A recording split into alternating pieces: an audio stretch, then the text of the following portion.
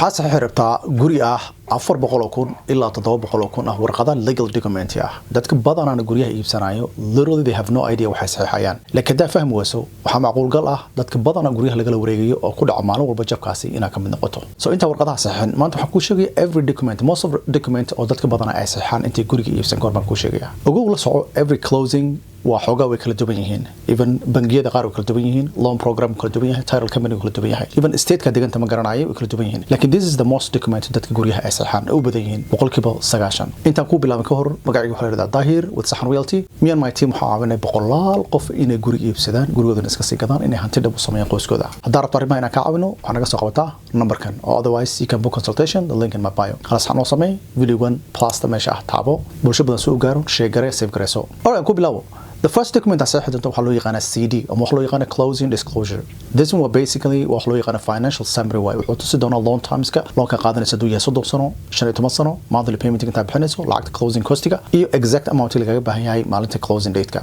The other document وحلو يقانا واي loan application 1003 form كا واي. So the basically this one وحلو confirm قرنا يا income كذا كسوق قالوا employment كذا شغل هذا asset كذا ديما لقولي هاي basically all the financial information كأب بحسي إنه صحيح هاي number 3 وحلو يقنا واي promissory note so the basically we not بلنبا قاعدة long كان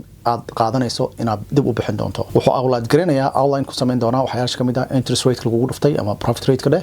payment schedule ka wax loo yaqaan amortization schedule ka iyo loan terms ku yahay haduu yahay 30 sano haduu yahay 15 sano daada wax loo yaqaan waa mortgage security instrument oo dadka qaar u yaqaan wax loo yaqaan collateral so this bankiga wuxuu siinaya interest gurigaada in uu adig ku yeelan doono ila guriga baabiinayso hada for example guriga ibstation 100 kuna only addicted to $30,000 $30,000 ka guriga ku leedahay otherwise waxa iskale bankigaas kale warqad loo yaqaan deed waa basically wax loo yaqaan transfer of legal ownership waa kala wareejinta ninka guriga iska leh in laga soo wareejiyo adiga lagu soo wareejiyo number 6 waa wax loo yaqaan title insurance document so this one in case the title insurance wax ku imaado mustaqbalka ama wax loo yaqaan ownership issue u imaado oo waxyaalaha loo yaqaan liens deen lagu yeesho ama loo yaqaan judgment maxkamadda wax soo xukuntay ama any title defect wax u imaado ama recording marka ku garanaya qalad sameeyeen waxa soo ka garanaya number 7 wax loo yaqaan escrow document warqadahan hadii property tax insurance bixinayso two accounts loo kala sameeynaya accountkaas oo laga soo bixinayo mar walba adiga si lagu weydiiyo lacagta monthly payment la bixisa hada la bixisa 3000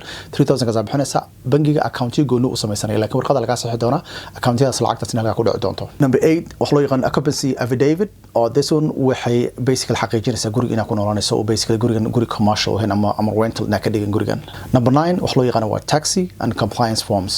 so basically warqadahan mostly ninka kuwa loan ka bixinaya lenderka bankiga iyo kuwa federalka requirementgoodana buuxisa waay number 10 warqad loo yaqaan waaye wax loo yaqaan name and signature affidavit so basically in magacan qofka saxiixaya ina adiga tahay mostly hadaa tahay qof Somali magacaada ina bedesha laga marka baasaboorka qaadanaysay magacyo badan oo soo socday dad wadanku imaatay Faarax Ali Maxamed maanta aad tahay Maxamed Cabdullaahi oo kale for example aad tahay so then magacyada dhamma ka muuqanaya like literally wadan so then maxaa lagu leeyahay magacan saxda miya kan miya so qofka deynta qadar la si loo xaqiijiyo number 11 mostly waxa la sameeyaa guryaha brand new ah wax loo yaqaan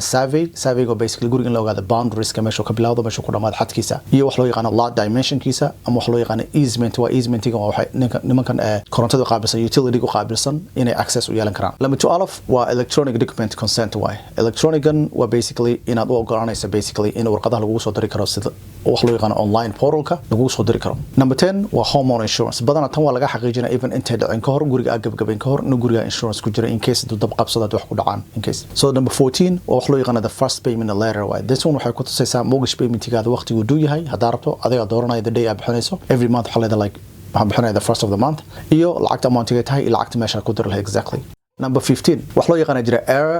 an omission agreement so this one in case they qalada sameeyaan or like mistake ay sameeyaan in wax la sax loo baahan yahay markii ama magac baa ilowday ama meel sax la ilowday in case wax baa ilowday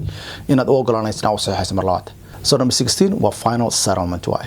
so this is a complete breakdown ki guriga every dollar uu ku kacayo guriga that purchase-kaasi uu ku kacayo ayuu basically ku tusinaya waa just like more like CD way